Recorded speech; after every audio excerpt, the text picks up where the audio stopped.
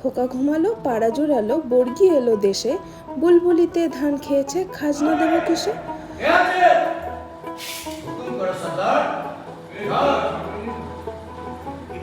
মারাঠা, বর্গি এদের ইতিহাস তো আমরা সবাই কম বেশি জানি, কিন্তু এই ইটাচুনা রাজবাড়ির সাথে মারাঠি বর্গিদের কি সম্পর্ক সেটা আমরা এখানে না গেলে হয়তো জানতে পারতাম না।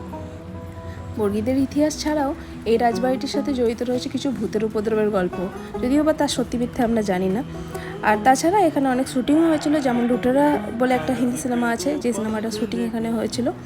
এবং আমরা এখানে ডে প্যাকেজ নিয়েছিলাম, সারাদিন আমরা ছিলাম, লাঞ্চ ছিল ইনক্লুডেড, আর তার সাথে ইভিনিং স্ন্যাক্স। খুব সুন্দর রয়্যাল ট্রিটমেন্ট, আমাদের তো খুব ভালো লেগেছে।